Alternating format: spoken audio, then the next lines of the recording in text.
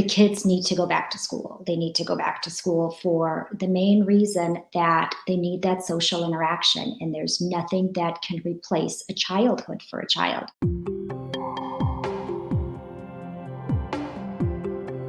My name is Dr. Olga Swanson. I'm from Houston, Texas, and my practice is in the general Houston area, and I practice gynecology. The research that we have, however limited, has been very clear that the transmission between children is very rare. And yes, there have been some children who have gotten extremely ill. There have been several deaths, and clearly that is an outcome that nobody would ever want. However, at the same time, a lot of these children that were very negatively impacted by this had underlying health conditions.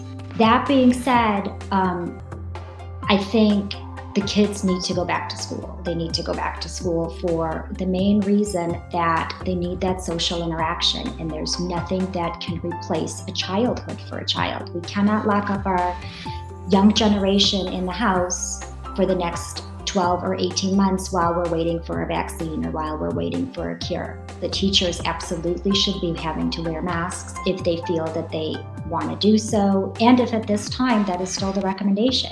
And maybe accommodations need to be made for those older or high-risk teachers that are in the school system.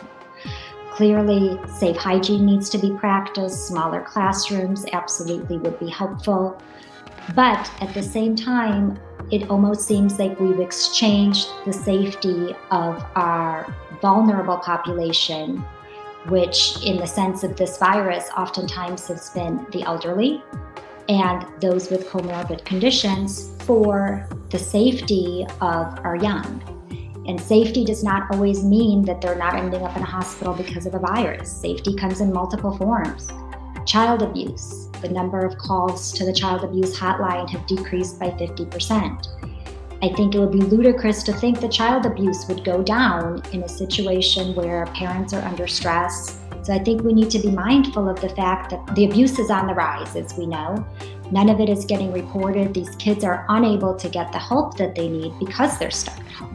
There's plenty of children living in poverty who rely on these schools for meals, who rely on these schools for safety. And we have taken that away from these kids, and we've not only stripped them of their childhood, their normal interaction, but we've also added this huge burden that really no one's talking about in exchange for the safety from this virus for our vulnerable population.